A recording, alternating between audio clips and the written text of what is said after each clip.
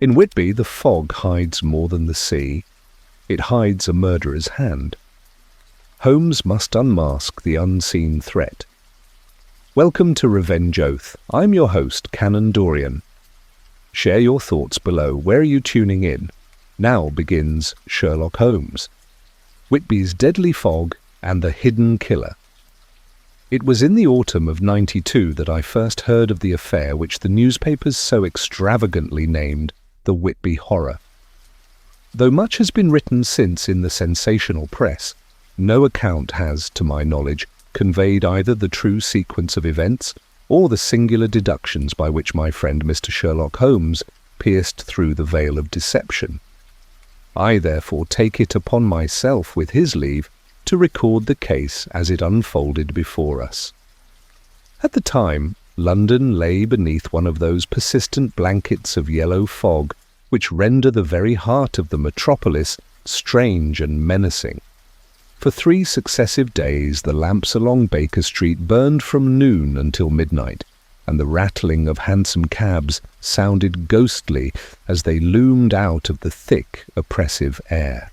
It was upon one such evening, as Holmes and I sat before the fire, that Mrs. Hudson announced the arrival of Inspector Lestrade. The inspector entered in evident agitation. His normally brisk and confident manner was subdued, and he glanced more than once toward the curtained window, as if the fog itself pursued him indoors.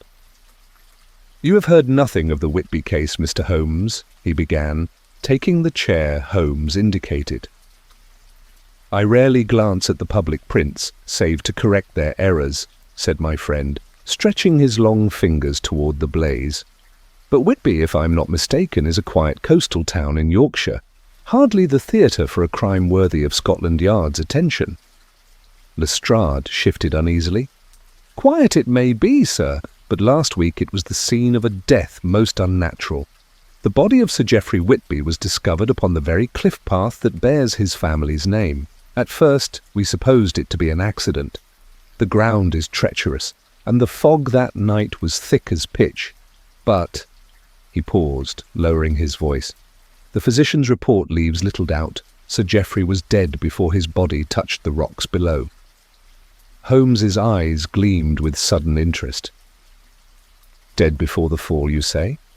Pray continue." "The local constabulary are in disarray," said Lestrade. "There were no signs of struggle in his chambers, no weapon, no footprints on the path save his own. Yet the man's throat bore the unmistakable marks of strangulation. What is more, his watch had stopped at 10 minutes past 9, though the body was not found until morning. The case is beyond me, Mr. Holmes. Every clue points in a different direction, and I fear the truth will remain shrouded as completely as that cursed fog." Holmes rose and paced the carpet, his thin figure casting angular shadows in the firelight. "A man strangled, yet discovered in a place where no assailant could seemingly have gone without leaving evidence of his passage. A most inviting puzzle. And what of the household? Sir Geoffrey, if I recall correctly, was a widower with no direct heir." "Just so," Lestrade confirmed. "His nephew, Mr. Henry Whitby, inherits the estate. The young man is distraught, or so he claims.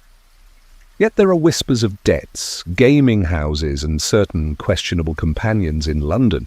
Still nothing solid ties him to the deed." Holmes gave a sharp laugh. "Then let us leave speculation to those who cannot manage facts. I trust you have arranged for our conveyance north?" "Indeed, sir. A special carriage awaits you tomorrow morning, should you agree to accompany me." Holmes turned to me with that sudden, infectious energy which I knew so well. "Watson, the air of London has grown stale. Shall we test our lungs against the sea breeze of Yorkshire, and our wits against the author of this little mystery?" I assented with alacrity, though I confess that a shiver ran down my spine at the inspector's account. For in my years at Holmes's side, I had learned that no case cloaked in fog, be it of weather or of human design, was ever without danger.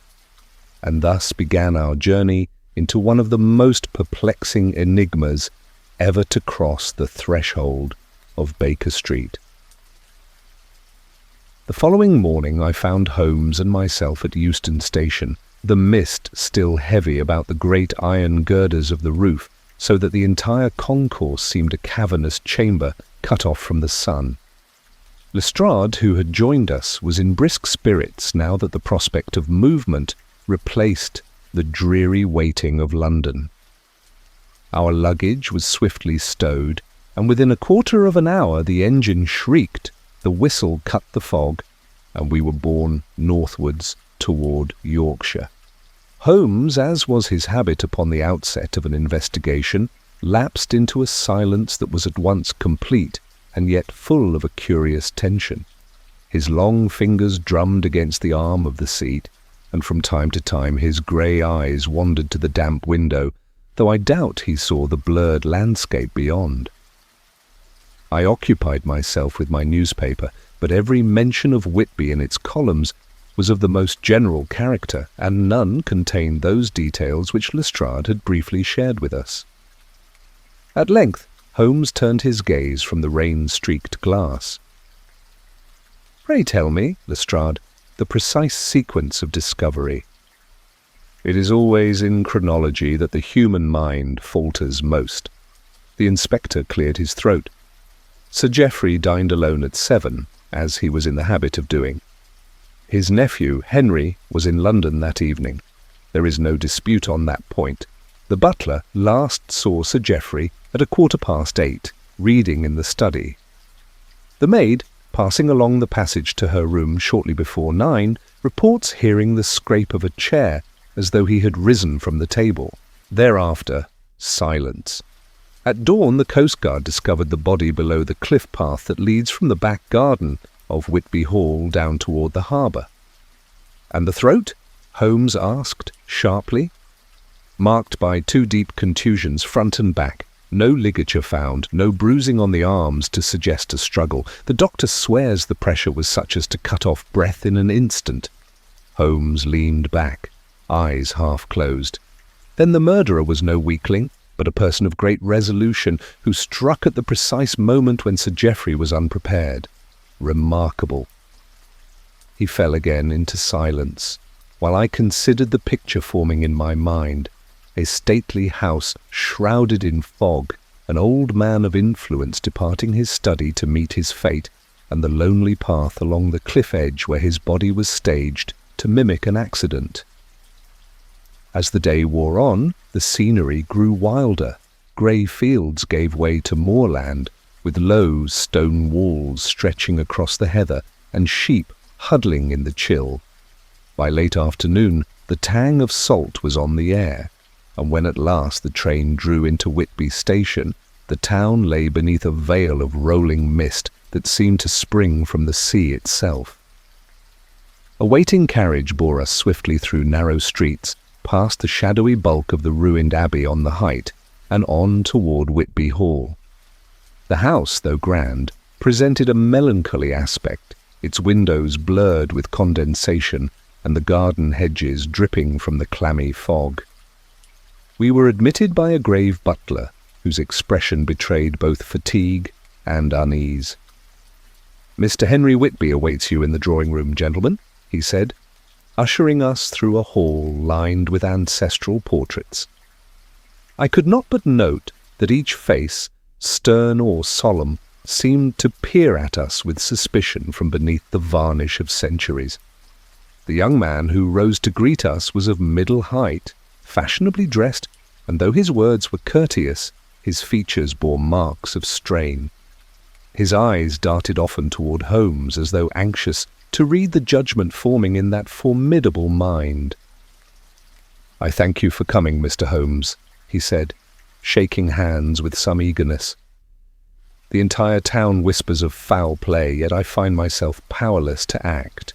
My uncle was a man both admired and feared, but to think that someone could so brazenly lay hands upon him—" He broke off and turned aside, his hand tightening on the back of a chair.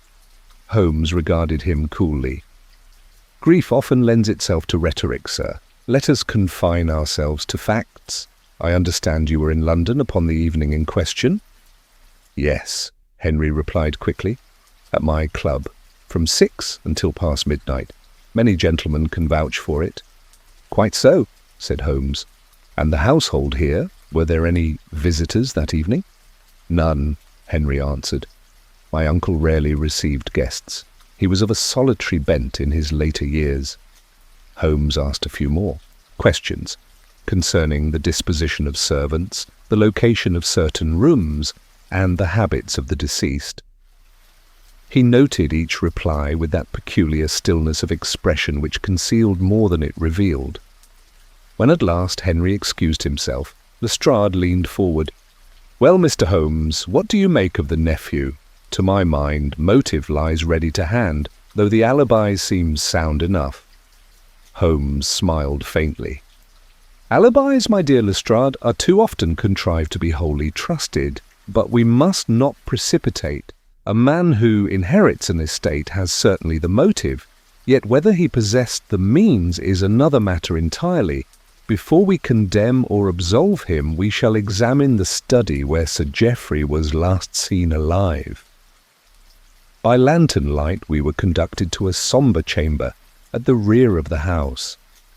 The curtains were heavy, the shelves laden with tomes of law and genealogy, and upon the great oak desk lay a scattering of correspondence. Holmes moved with the quiet precision of a surgeon, bending here, stooping there, his keen gaze missing nothing. At the hearth he paused. "You perceive, Watson, the faint outline of a boot in the ash? Yet note! It is the print of a smaller foot than Sir Geoffrey's, narrow and with a curious rise at the instep. Not a servant's boot, I think, but of finer leather." I bent low and saw indeed the faint impression Holmes indicated. "But surely," I protested, "any visitor might have left such a trace." "True," he replied softly, "yet we were told there were no visitors." He tapped his chin with one long finger. "Curious, most curious." Near the window he knelt again, lifting a shard of broken glass from the carpet. "Observe, Lestrade. The pane was forced from without, not within. A desperate measure to gain entry, or perhaps to give the appearance of such?" The inspector frowned. "Yet there were no reports of robbery, nothing taken, nothing disturbed." "On the contrary," Holmes murmured, holding up a torn scrap of cloth which he had discovered caught in the latch. "Something was disturbed, though not what the ordinary thief would covet. We must ask ourselves, what object could have been so vital as to drive a man to this?" I could not answer. The room seemed suddenly close, the lamplight flickering upon the stern face of Sir Geoffrey's portrait above the mantel. Holmes replaced the scrap in his pocket-book, his eyes gleaming with a satisfaction that was all his own. "Gentlemen," he said, rising, "we stand not at the end but at the very threshold of the matter. The fog without is no thicker than the fog of deception within these walls. Let us proceed cautiously, for I suspect we tread upon dangerous ground indeed." Holmes's declaration lingered in the heavy air of the study, and even Lestrade, never quick to admit confusion, glanced uneasily at the broken pane and the ash mark upon the hearthrug. For myself, I could not but feel the oppressive weight of the old house pressing in upon us, as though its silent walls were privy to some dreadful secret. Holmes, however, seemed invigorated. His eyes shone, and the restless energy of his frame betrayed the fever of a mind already far advanced upon some path invisible to the rest of us. "Watson, you have your notebook? Excellent. Record for me 3 observations as precise as you may. 1, the boot mark in the hearth. 2, the broken pane, forced from without. 3, the fragment of cloth caught in the latch. Those are facts, and facts alone shall guide us." Having dictated thus, Holmes straightened and swept the room with one last searching glance. His gaze lingered upon a cabinet of drawers, locked and polished before turning away. "We shall return here tomorrow in the light of day. Tonight fatigue is the enemy of clear thought. Come, gentlemen." We retired to chambers prepared for us at a modest inn within the town. The sea mist crept through the casement, and I confess that sleep eluded me, for the image of Sir Geoffrey's rigid figure, cast upon the rocks below, intruded continually upon my thoughts. When morning at last broke, grey, damp, and with the mournful cry of gulls, the summons from Holmes came sharp upon my door. "Up, Watson! The air is bracing, and we must put our feet to the very soil that bore our victim to his fate." Within half an hour we stood upon the cliff path. The fog had lightened, though it still curled in ghostly wreaths along the jagged rocks below. A constable guided us to the precise spot where Sir Geoffrey's body had been discovered. Holmes knelt, examining the ground with his glass, his sharp profile outlined against the shifting vapour. "Remarkably clean," he murmured. "Save for the drag marks where the corpse was moved, and the soil bears no print save that of the coastguard who first descended. Yet you observe, Watson, how narrow the path is at this point. A man alone might tread it with caution, but two together, one dead weight, one living strength, that is a very different affair."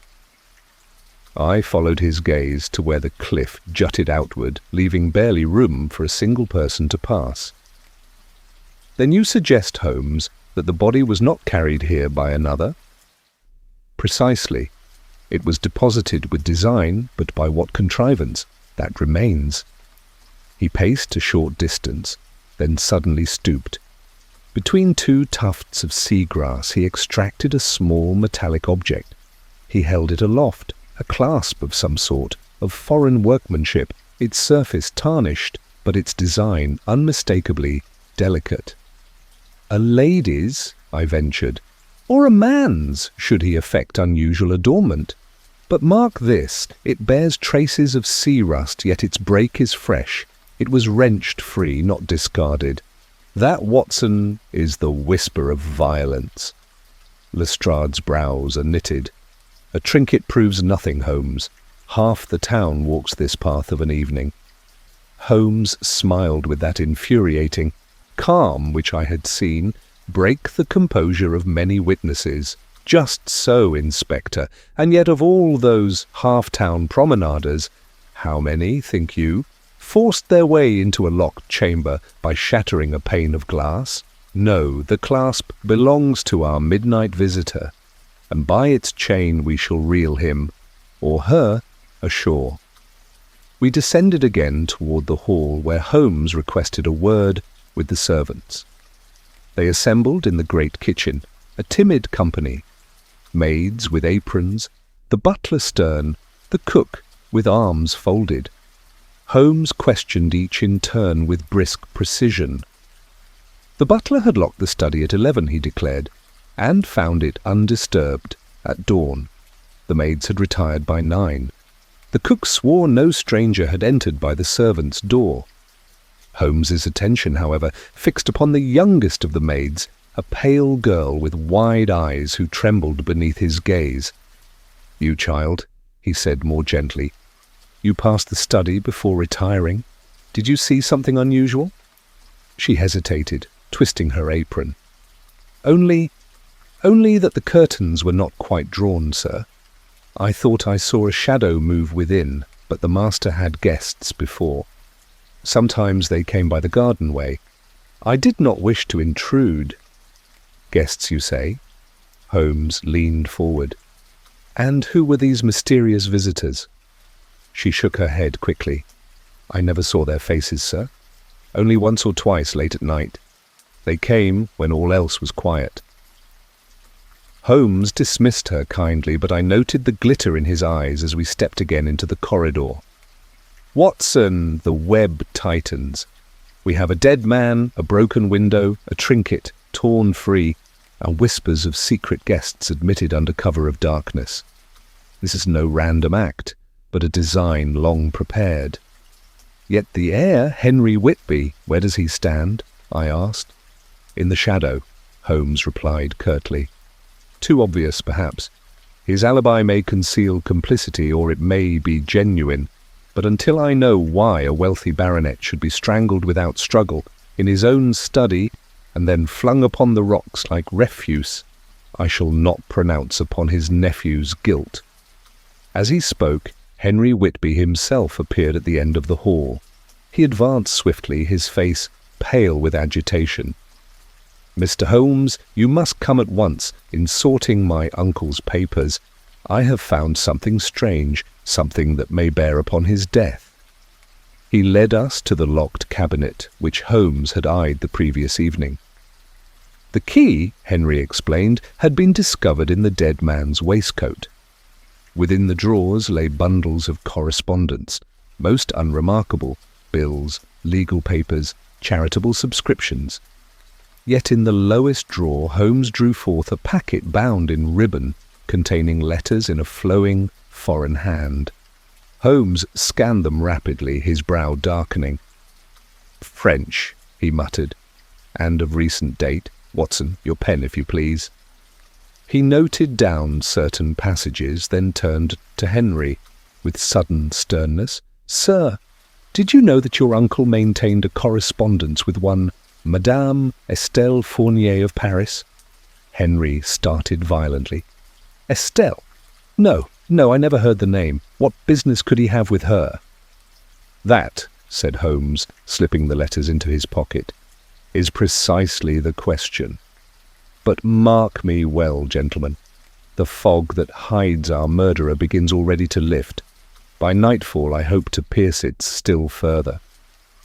With that enigmatic assurance he strode from the chamber, leaving Lestrade and myself staring after him, while in my mind the case grew darker and more tangled with every step we took. Holmes moved through the corridors of Whitby Hall with such determined haste that Lestrade and I were hard put to keep pace with him. He did not pause until we had reached the front steps, where the fog still clung in heavy folds about the garden. There he drew up suddenly, his sharp profile etched against the grey air, and took a long breath as though the sea mist itself lent clarity to his thoughts. "Watson," said he, "you may record that our investigation has shifted from the realm of speculation to that of certainty. These letters, if genuine, are of the utmost importance. A man does not conceal correspondence with a foreign lady unless the matter is both delicate and dangerous." "But surely," I protested, "we have no proof that Madame Fournier had anything to do with Sir Geoffrey's death. She may have been nothing more than a distant acquaintance." "Quite so, my dear fellow," Holmes replied with a faint smile, "but permit me to remind you of 3 facts. First, the entry forced through the study window. Second, the trinket wrenched away upon the cliff path. Third, the shadow of clandestine visitors admitted by night. These threads are of a single weave, and the pattern they form is no innocent tapestry of correspondence." Lestrade gave a grunt of impatience. "Letters and trinkets, Holmes, they won't hang a man. I still say the nephew's our quarry, inherits the fortune, and as like as not paid some rascal to do the deed for him."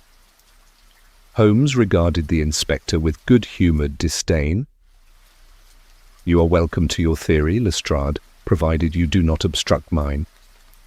Come, let us go to the inn. I must translate these passages fully before I hazard my next move." Back in the comfort of our lodging, Holmes spread the letters upon the table, his brow furrowed as he deciphered the neat French script. I, whose schoolboy French was unequal to the task, could only watch the rapid movement of his eyes and the occasional note he jotted in his pocket-book. At last he leaned back, fingers steepled, and spoke in a tone of quiet triumph. "It is, as I suspected. Sir Geoffrey was engaged in certain financial dealings abroad, dealings of a dubious character. Madame Fournier was no mere correspondent, but an intermediary. These letters make repeated reference to the account and to deliveries through the coast. It is smuggling, Watson, smuggling of a most lucrative kind. Sir Geoffrey Whitby, Baronet of Yorkshire, stood at the head of a clandestine trade which used this very shoreline as its channel. I was astonished. You mean to say that a man from his station would stoop to such criminal pursuits? Holmes tapped the table. It is often the man of station who finds himself most ensnared, for he has the means to conceal what others cannot. But mark the significance. Smuggling invites partners, and partners invite betrayal. Our task is to determine which of his associates found it more profitable to silence him than to serve him. Before I could reply, a knock came at the door. It was the butler from the hall, his face pale and voice trembling. "Mr. Holmes, sir, I beg you to come. There has been another disturbance. The study, someone has forced an entry during the night." Holmes sprang to his feet, his eyes alight. "Come, Watson, Lestrade, the play grows deeper." We hastened back to the hall, where indeed the study door stood open, its lock shattered. Within, drawers were rifled, papers scattered upon the floor. Yet what caught Holmes's attention instantly was the cabinet we had examined the previous evening. The lower drawer gaped empty. "The letters!" I cried. "Gone," said Holmes grimly, "and taken by one who feared their contents might betray him. Yet observe!" He stooped, retrieving a length of cord that lay upon the carpet. It was thick, coarse, and frayed at the end. "This, Watson, is no common string, but the kind used upon ships. Do you not perceive the scent of tar still clinging to it?" Lestrade rubbed his chin. "Sailors, eh? Then we are back to smuggling. Likely enough, but what of the heir? Wouldn't he benefit as much as any by the removal of awkward evidence?" "Not so," Holmes replied. "The theft of the letters required knowledge of their existence, knowledge which Henry Whitby evidently did not possess until yesterday. No, Inspector, we deal with a hand already seasoned in such trade. The fog grows thinner." Holmes examined the broken lock, then the floor by the window, where faint traces of mud bespoke a hurried exit. He pocketed a scrap of coarse cloth that had caught upon a nail. "This is the second piece of fabric torn from the same garment. It belongs, I am convinced, to the intruder who visited Sir Geoffrey on the night of his death. We shall seek this phantom among the wharves, where tar and fog are native." The remainder of the day we spent in Whitby town, Holmes moving with tireless energy from quay to tavern, questioning fishermen, scanning faces and observing all with that hawk-like scrutiny which no detail could escape. At one dingy establishment by the harbour he paused, his gaze fixed upon a burly sailor whose sleeve bore a jagged tear. Holmes approached, laying a hand lightly upon the man's arm.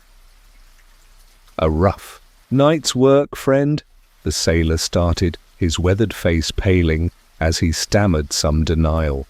Holmes' eyes gleamed. "Watson, note the fray. It matches precisely the fragment we hold. Inspector, do your duty."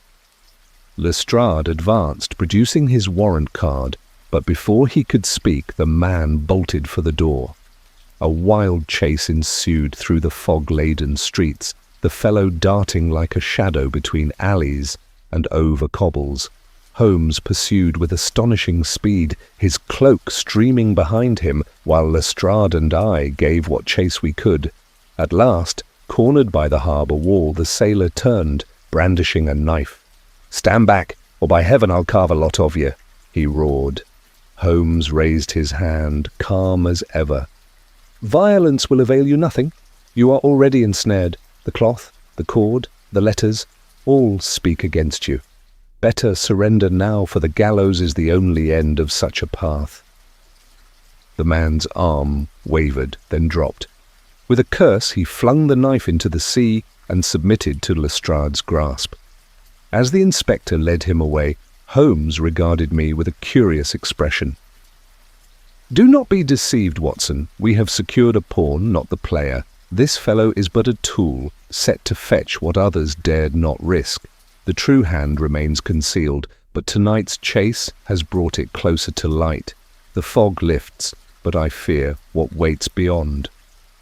The sailor was confined in the local jail that very night, though Holmes, far from triumph, wore an expression of brooding abstraction as we returned to our inn. He had declined Lestrade's eager suggestion to interrogate the prisoner at once, remarking only that a night in solitary often loosens the tongue more effectively than a barrage of questions. I confess I was somewhat disheartened. After the perilous chase and dramatic capture, I had hoped for some definitive revelation, yet Holmes seemed no nearer to identifying the hidden hand behind the crime. He sat long in silence, his gaze fixed upon the glow of the fire, until at last he roused himself with an impatient gesture. "Watson," said he, "the capture of a subordinate is but the shadow of victory. We have drawn blood from the surface, but the heart of the matter beats still beyond our grasp. Observe that the sailor risked his liberty to remove papers from the study. Who, then, had the greater stake in their concealment? Until we answer that, our case is half formed." The following morning, Lestrade summoned us to the jail. The prisoner, a hulking fellow named Caleb Turner, had refused all confession, though his torn sleeve and the rope found in his pocket left no doubt as to his guilt in the burglary. When confronted with these proofs, he merely spat upon the floor and demanded to be tried or released. Holmes regarded him with cold detachment. "You are not the author of Sir Geoffrey's death. You are but the errand boy, sent to snatch what was inconvenient. Who is your master? Name him, and perhaps you will save your neck." Turner glared in silence, his thick lips pressed tight. Holmes leaned forward suddenly, his eyes like steel. "Very well. If you prefer silence, it matters little. We shall have your master without your aid, and then your life shall be forfeit twice over, once for the murder you abetted, and once for the silence that shielded it." Yet the sailor remained obstinate, and Holmes at length motioned us away. Outside, Lestrade muttered angrily about the futility of such men. Holmes, however, appeared unmoved. "Watson, recall my maxim. When the obvious road is barred, we must search for the hidden path. Turner will not speak because he fears one greater than the law. That fear is a clue more valuable than any words he might utter." We returned again to Whitby Hall, where Henry Whitby awaited us in a state of increasing agitation. His face was pale, his hands restless, and he could scarcely contain his questions. "Is it true, Mr. Holmes? Have you caught the villain? Was it he who murdered my uncle?" Holmes's gaze rested upon the young man with a curious intensity.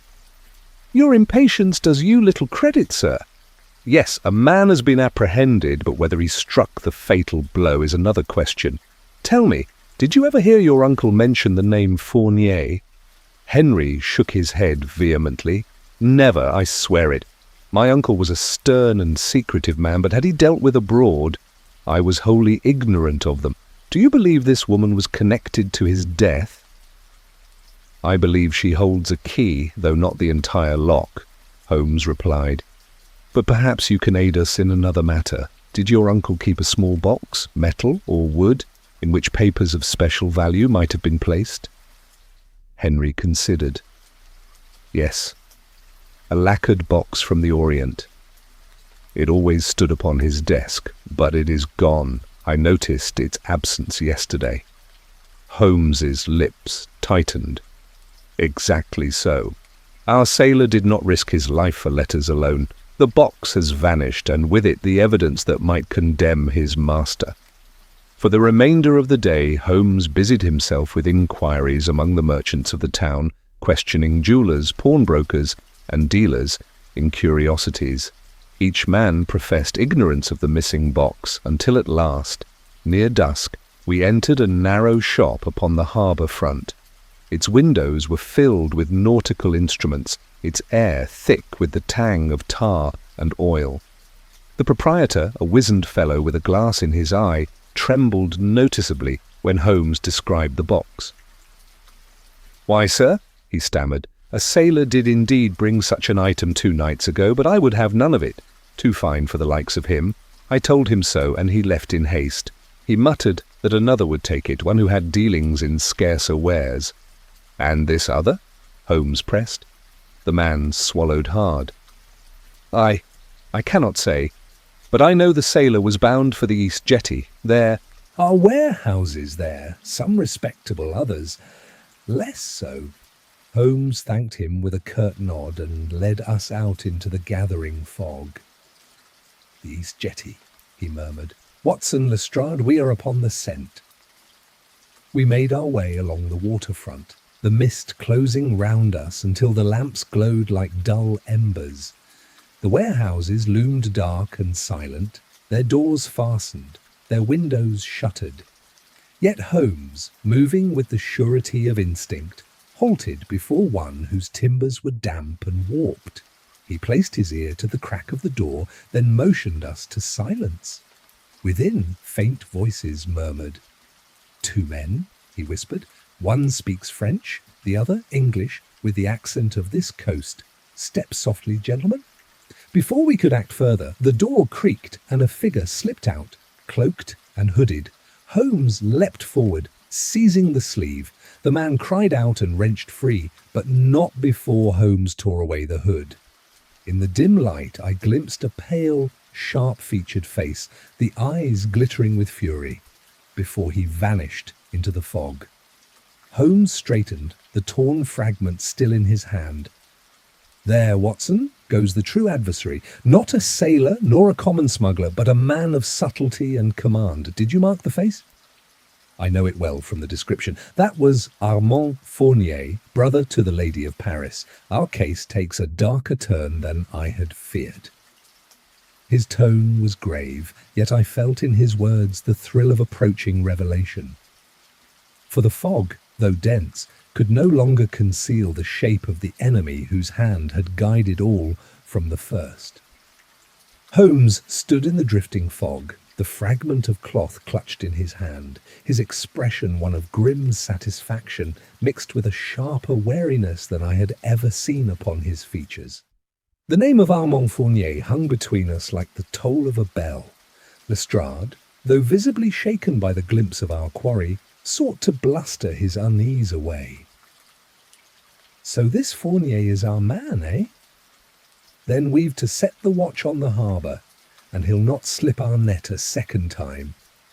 Holmes shook his head with quiet finality.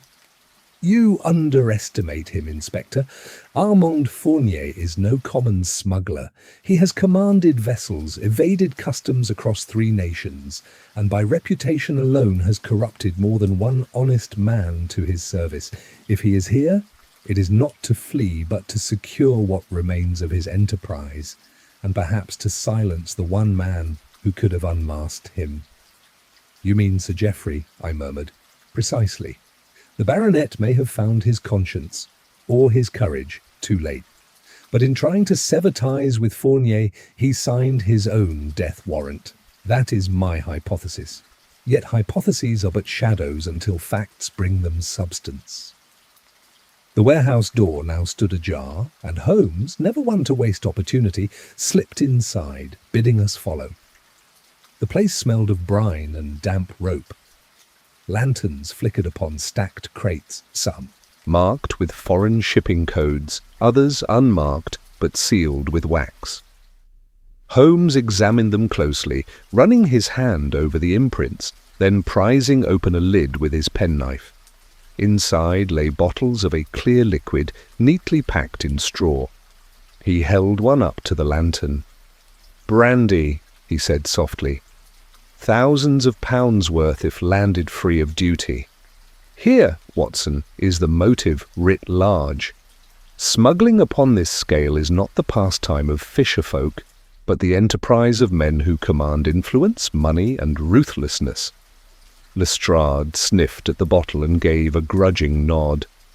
Well, it ties him to smuggling right enough, but will a jury hang him for smuggling? No, Holmes replied coldly, but they may hang him for murder. For note, the boxes bear marks of recent movement. They were shifted last night. Fournier and his accomplice were here, arranging their affairs when I interrupted. Their haste betrays their fear that discovery was imminent. The missing box, Watson, the Oriental casket, may already be hidden among this cargo, or it may have been taken aboard a vessel now awaiting the tide. We must act with dispatch. At that moment, a sound broke the stillness, a faint scuff upon the boards above. Holmes's eyes darted upward, his hand motioning us to silence. Slowly, he moved toward the stair that led to a loft above. I followed, heart pounding, while Lestrade gripped his revolver. The boards creaked beneath our feet, and in the dim lantern glow we discerned a figure crouched among the rafters. Holmes raised his voice, calm but commanding. "You had best descend, my friend. Resistance is futile." There was a pause, then a sudden movement, the flash of a pistol barrel. A shot rang out, splintering the timber by my ear. Lestrade returned fire, and the figure dropped his weapon with a cry, clutching his hand. In the next instant, we had him bound and brought into the light. It was not Fournier, but a local man, a clerk from Whitby Hall itself, whose familiar face shocked me. Holmes looked upon him with keen interest.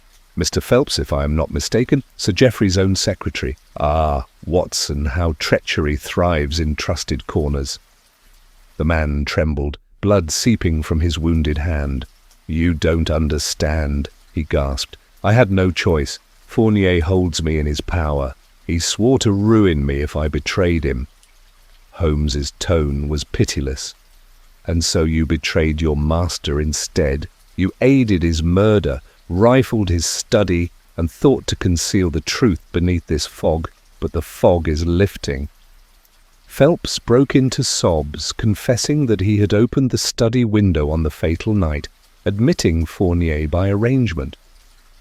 Sir Geoffrey had refused to sign certain documents connected with the smuggling operation. Heated words passed, and when the old man turned to summon help, Fournier had struck. Phelps swore he had not lifted a hand to the killing, though he had helped convey the body to the cliff path, and later returned to steal the incriminating letters. Holmes listened without change of countenance. "You have bought yourself a rope, Phelps.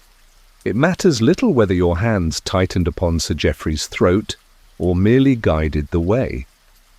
But your story confirms what I surmised. Fournier is the killer, and he remains at large." We delivered the prisoner to the constables and returned to the inn, where Holmes paced the floor in restless thought. "Watson, do you perceive the peril? Fournier has lost a tool and gained an enemy. He knows his capture is but a matter of time. Such men do not await arrest. They strike, and swiftly. He will not flee while his sister's letters and the missing casket are still abroad. No, he will attempt one final act, either to recover what damns him or to silence those who threaten him. We must anticipate him, or he shall outwit us yet." "Then you believe he may attack again?" I asked anxiously. "I do," Holmes replied gravely. "Perhaps even tonight, and I think I know his mark." He stopped pacing and turned upon us with sudden energy. "Henry Whitby inherited the estate. In his veins Fournier may see the last link to the fortune he sought to exploit through the uncle. If he cannot secure the estate through influence, he may attempt to remove the heir altogether. Come, Watson, we must place young Mr. Whitby under our immediate protection." Without delay we made our way once more to Whitby Hall. The fog pressed thick about the hedges, and the lamps burned dim in the windows. Henry received us with evident relief, though Holmes gave him no comfort. "Bolt every door, sir," he commanded. "Keep the servants within and the lamps burning. Tonight we expect a visitor." If fortune favours us, he shall enter, and we shall be ready to greet him." With that, Holmes stationed Lestrade and myself at opposite ends of the hall, while he himself took post in the study where Sir Geoffrey had met his fate. The hours dragged, the silence broken only by the slow ticking of a clock. Midnight passed. I had begun to doubt Holmes's prediction when a faint scrape at the garden door set my nerves on edge. Holmes's voice rang out, sharp and commanding. "Now, Watson! Now, Lestrade!" We rushed forward as the door burst open, and in the lantern light appeared the tall, gaunt figure of Armand Fournier, his eyes ablaze, a knife gleaming in his hand.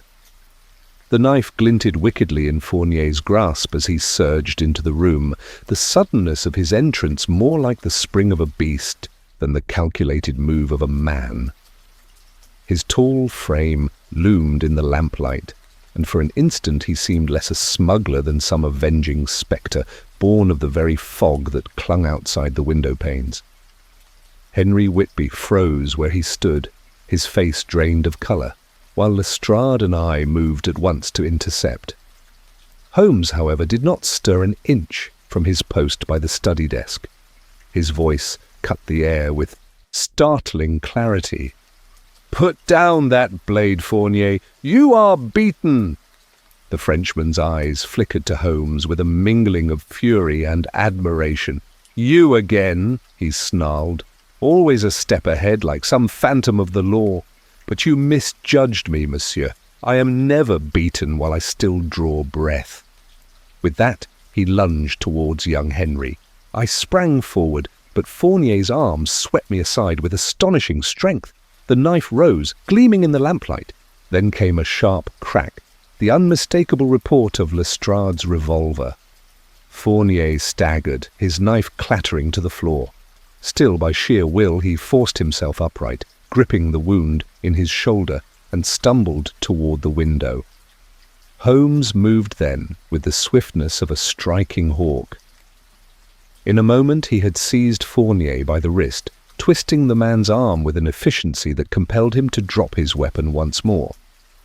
The Frenchman collapsed heavily into a chair, his breath ragged, his gaze burning with impotent rage. "You are finished, Fournier," Holmes said softly. "Resist no more. The law has you now." Lestrade, pale but resolute, bound the man's hands while I tended to his wound. Even subdued, Fournier bore himself with a kind of grim dignity. "Do you think," he said hoarsely, "that I alone stand behind these affairs? You English fools!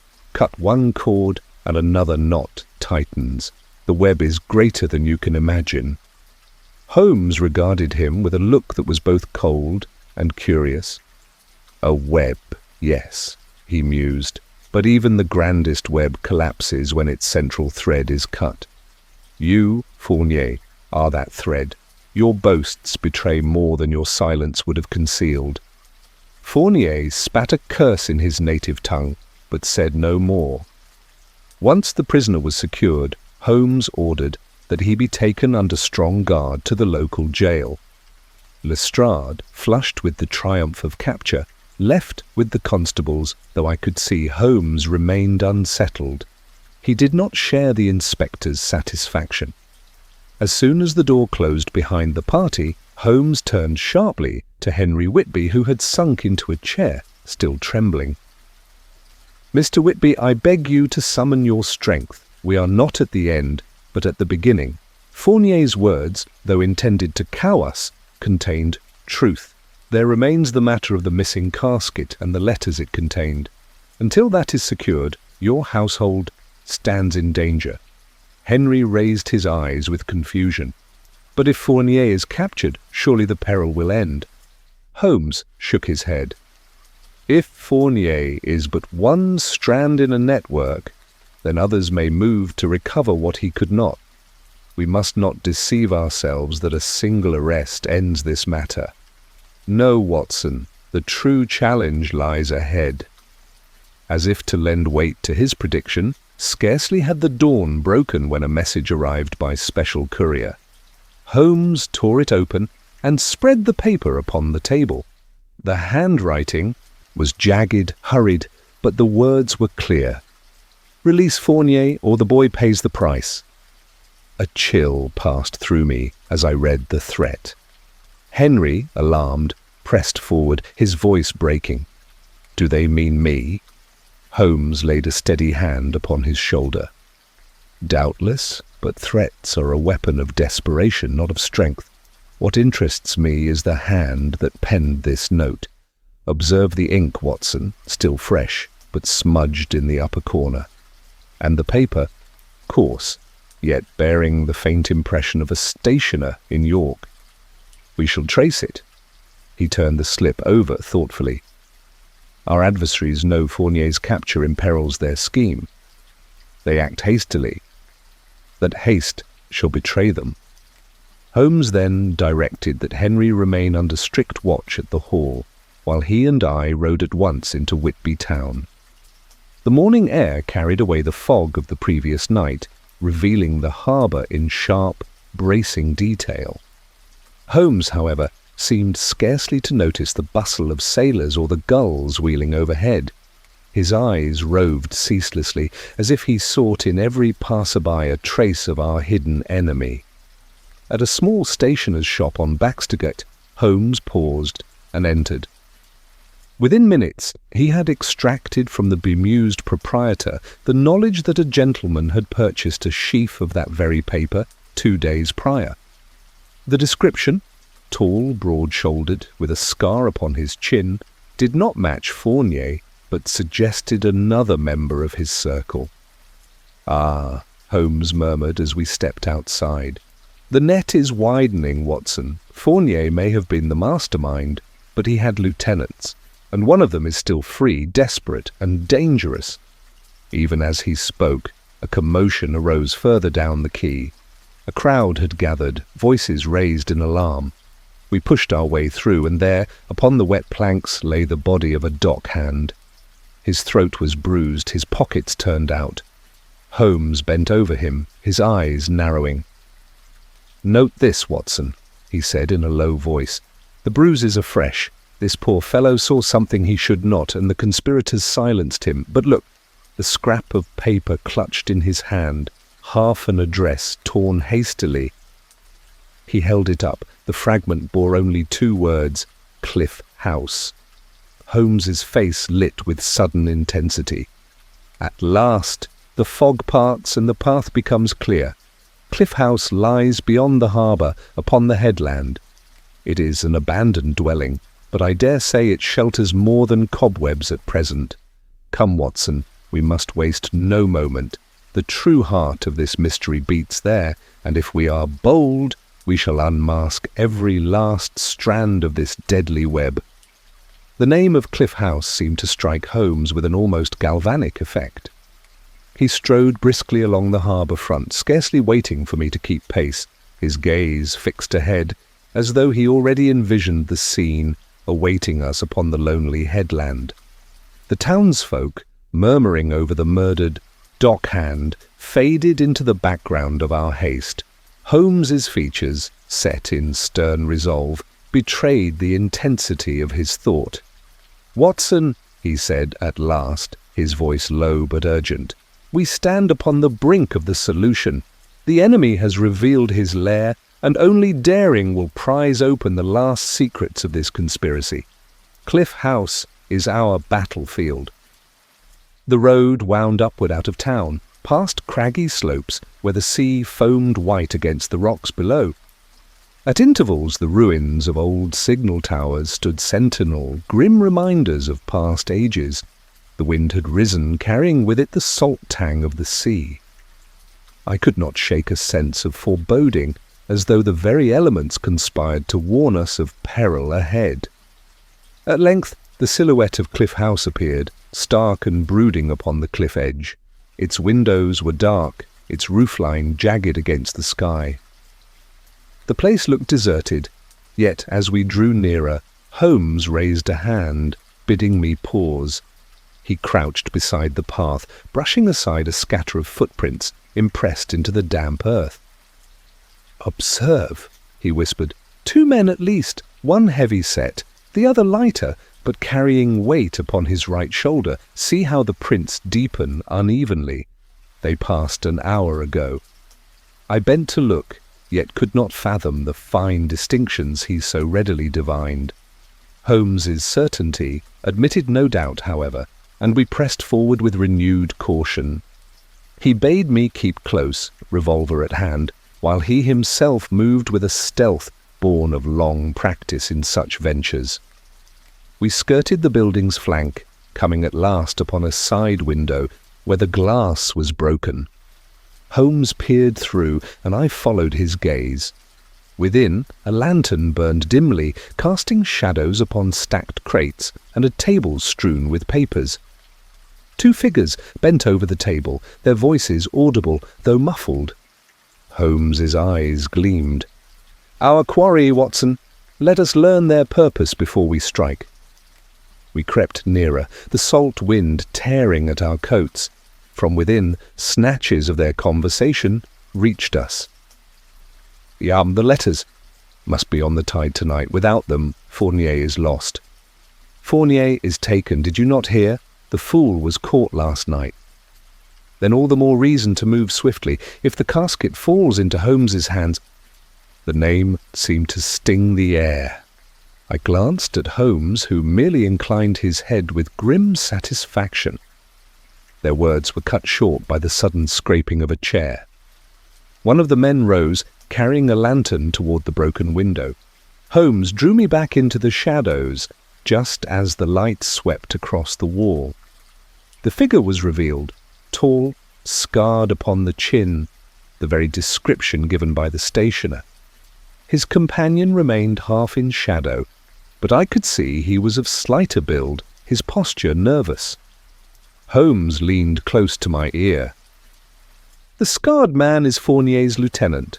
The other may be no hardened smuggler, but some coerced accomplice. It matters little. Both hold knowledge we require. Watson, when I give the word, we shall force entry." Before I could answer, a muffled cry sounded from within. It was no voice of a hardened criminal, but that of a youth in distress. Holmes stiffened. "Henry Whitby," he breathed.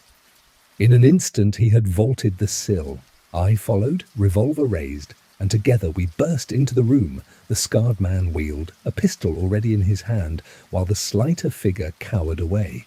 In the corner, bound and gagged, sat young Henry, his eyes wide with terror. "Stand fast," Holmes commanded, his revolver levelled. "The game is over." The lieutenant sneered, his pistol shifting between us. "You think it frightens me, Englishman. I will not hang like Fournier." His finger tightened on the trigger. But before he could fire, Holmes lunged with astonishing swiftness, striking his arm aside. The shot went wide, burying itself in the timber. In the melee that followed, I rushed to Henry, cutting his bonds while Holmes grappled with the scarred man. The 2 struggled fiercely, overturning the table, papers flying like leaves. At last, Holmes's superior agility brought his foe to the ground, where I joined him in securing the man's weapon. The slighter accomplice, seeing his leader subdued, flung up his hands in surrender. Holmes, breathing hard but uninjured, bound both men with a coil of rope he had spied in the corner. Henry, shaken but unharmed, clung to me. "They seized me at the hall," he gasped. "I scarcely knew what befell. I was dragged here under threat of death." Holmes's gaze swept the room, lingering upon a small iron chest resting atop one of the crates. With careful hands, he prized it open. Within lay a sheaf of papers, letters tied with ribbon, their seals broken. Holmes examined them quickly, his eyes flashing triumph. "The missing correspondence, Watson. Here lies the key, proof of Fournier's dealings and Sir Geoffrey's tragic entanglement. The web is undone." Yet even as he spoke, a deep groan issued from the scarred man. His lips twisted into a grim smile. "You think you've won, but others remain. The fog hides more than you know. Holmes regarded him coolly. Perhaps. But the fog cannot conceal footprints, nor smother the truth these letters proclaim. Your web collapses here, on this cliff. He turned to me with quiet exultation. Watson, the case nears its climax. Once these documents are safely in the hands of the authorities, the last veil will be lifted. Yet I suspect one final revelation awaits us, for the hand behind Fournier and his lieutenant may be nearer than we think. Holmes wasted no time once the prisoners were secured. With Henry steadied by my arm, we descended the rugged path from Cliff House, the sea's roar rising ever louder as the tide struck the rocks below. The iron chest, heavy with its damning contents, Holmes himself bore as though he would trust no hands but his own. The dawn light had strengthened, casting the first pale gleam upon the slate-coloured waters, yet the mood was anything but peaceful. Every step seemed charged with the thought that unseen eyes might still be watching. When we reached the road, Lestrade awaited us with 2 constables, having followed our trail from the hall once Henry was discovered missing. His exclamation of relief was quickly followed by a barrage of questions, but Holmes cut him short. "Enough, Inspector. Guard these men well," he said, indicating the bound lieutenant and his accomplice. "See that they are conveyed to the jail with no opportunity for escape. Their tongues will loosen under examination, and I shall require their testimony. For now, the true weapon lies here." He lifted the iron chest slightly, and the metallic rattle within seemed to emphasize his words. Lestrade's eyes widened. "So the casket is found, then Fournier's whole scheme is finished?" Holmes's reply was measured. "The body of the serpent lies slain, yes, but its tail may yet twitch. Do not grow complacent. For all we know, the head of this conspiracy has not yet shown itself." We returned Henry to Whitby Hall, where the young man, still pale from his ordeal, listened as Holmes explained that the recovered letters would secure his inheritance beyond dispute and vindicate his uncle's memory. Yet even as he spoke, Holmes's gaze rested not upon Henry, but upon the flickering fire in the hearth, as if his thoughts were far away. Later, when we were alone in the study, I ventured to ask the question that weighed heavily upon my mind. "Holmes, do you truly believe another hand stands behind all this? We have Fournier, his lieutenant, the incriminating letters, the smuggled goods. Is the matter not complete?" Holmes looked at me with that familiar, half-pitying smile. "Ah, Watson, you see the pieces but not the thread that binds them. Consider, Sir Geoffrey was not a fool. Why did he tolerate Fournier so long if he wished to be free of him? Because some pressure greater than personal honour compelled him. That pressure did not originate in France. It had roots here in England. Ask yourself, who benefits most from his death and from the smuggling profits besides?" I frowned. "Henry inherits, but surely he is innocent. He nearly killed himself." Holmes shook his head. "Precisely. His peril proves his innocence. The true beneficiary lies elsewhere. I have a suspicion, no more than that. But to confirm it, I must compare the handwriting of this anonymous threat with documents already in our possession. Watson, fetch me the correspondence you examined with Lestrade on our first day here." I obeyed, producing the bundle of Sir Geoffrey's household papers. Holmes bent over them with keen intensity, comparing strokes, loops, and flourishes with the threatening note we had received. At length he leaned back, his expression grim. "It is as I feared," he said. "The hand is the same, but clumsily disguised. Our enemy is not some distant ally of Fournier, but one within these very walls." I started. "You mean—" Holmes raised a finger for silence, his eyes fixed upon the door. Footsteps sounded in the corridor. A moment later, Mrs. Mallory, the housekeeper, entered with a tray of breakfast. Her kindly manner and homely face betrayed no guile. She set down the tray and withdrew. yet Holmes's gaze followed her until the door closed. "You see how appearances deceive, Watson. That woman, loyal as she appears, has been privy to much that passes in this house, but I do not say it is she. No, I look higher. There is one whose authority here surpasses even hers." "Who then?" I asked. Holmes's answer was curt. "We shall know tonight. I shall take a test which no guilty man can withstand." The hours that followed were heavy with suspense. Holmes gave little away, moving about the hall with a restless energy, examining locks, testing windows, whispering instructions to Lestrade, and bidding Henry remain close at hand. At last, as evening fell and the fog once more crept in from the sea, Holmes assembled us all in the study. "Gentlemen," he said, "you may wonder why I summon you thus.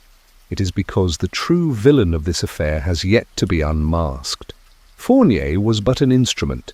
The mind that directed him remains at liberty, and I mean to draw it into the open." He set the iron chest upon the desk, its lid thrown back so that the incriminating letters lay exposed.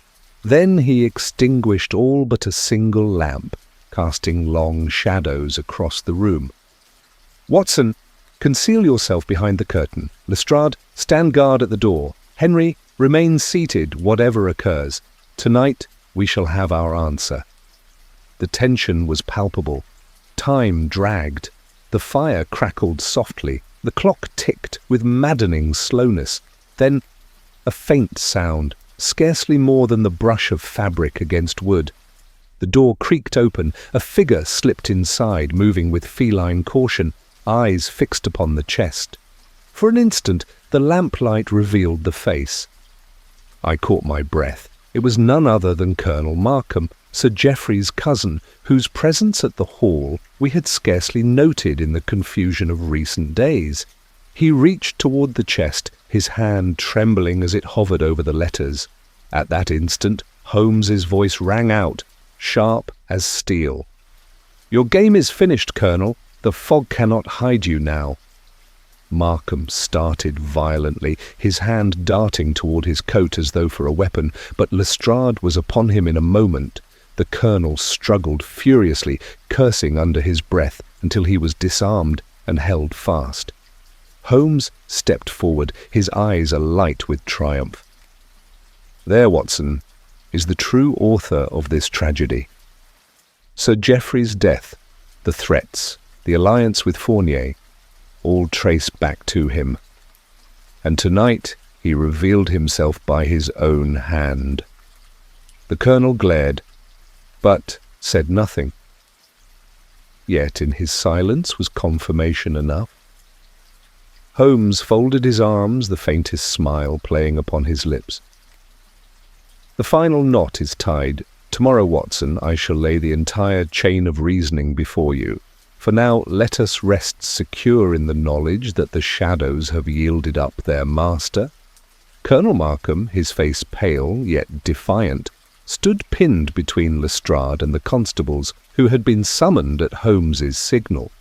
The iron chest still gaped open upon the desk, its bundle of letters spread like the very arteries of the plot now laid bare.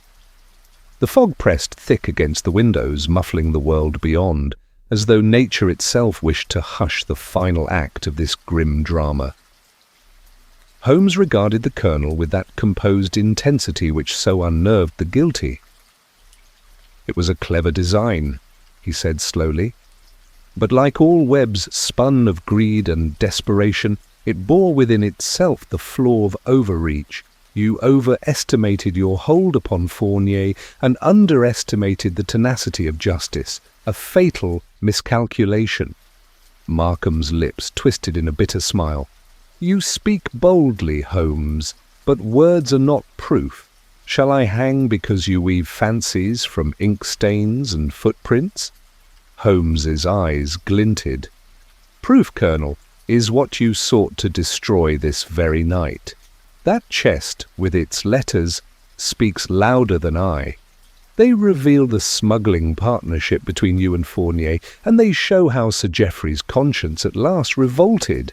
He would expose you, so you resolved upon his death. Fournier's hand struck the blow, but your will directed it. Even your attempt to disguise your handwriting could not mislead me. The hand that penned the threats to young Henry is the same that signed receipts in Sir Geoffrey's account books. I could see Markham falter at that, his bravado slipping. Yet he forced himself to sneer. And if it were true, what of it? Sir Geoffrey was a fool. He let sentiment blind him to fortune. Why should I not take what his weakness would cast aside? Holmes's voice cut through the room like a knife.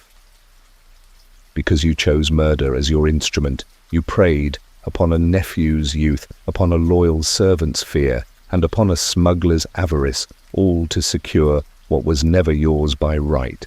Your scheme was as foul as the fog that cloaked it, and now, Colonel, it is ended. Lestrade, who had listened with swelling importance, clapped his prisoner upon the shoulder. You've heard it plain, sir. The charge is murder, and I'll see you march to the cells this very hour. Markham made one last effort to rally. You'll not prove it before a jury. Fournier is silenced. The rest are cowards. You have nothing but conjecture. Holmes stepped to the desk, lifting one of the letters delicately between his fingers. On the contrary, this correspondence contains your instructions to Fournier, your division of profits, and your demands that Sir Geoffrey continue the arrangement. These letters, coupled with Phelps's confession, Fournier's capture, and your own attempt to destroy the evidence, why, they form a chain no jury could ignore. Your words, Colonel, shall condemn you more surely than mine. At last Markham's shoulders sagged, the fire gone out of him. He offered no further protest as he was led away under guard. The heavy door closed behind him, leaving only the sigh of the wind and the steady tick of the clock. For a long moment silence reigned. Then Henry rose, his young face drawn but resolute. "Mr. Holmes," he said quietly, "you have saved not only my life, but the honour of my house. I cannot thank you enough."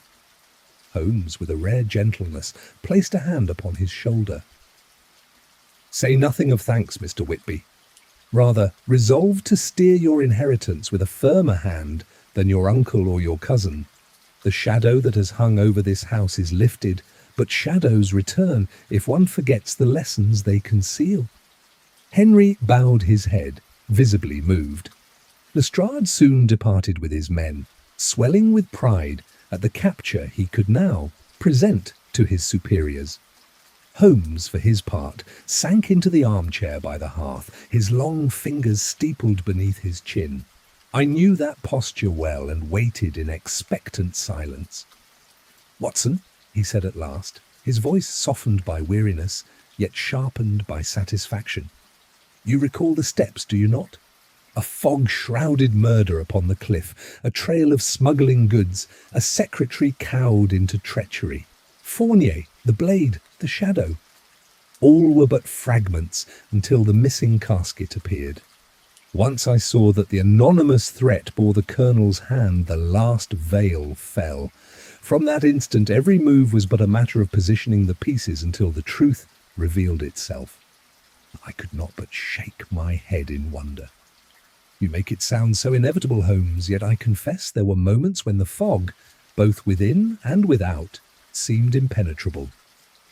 He smiled faintly, the firelight catching the sharp lines of his face. "That, my dear Watson, is the very nature of such cases. The fog exists to obscure, but it is also the element in which the criminal grows overconfident. He imagines that concealment equals safety.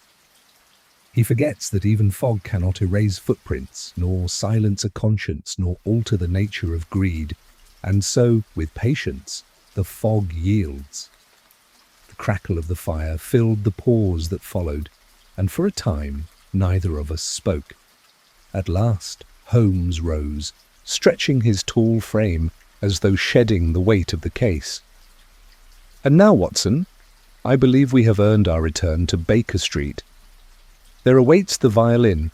your journals, and perhaps, if fortune is kind, a week without corpses in fog.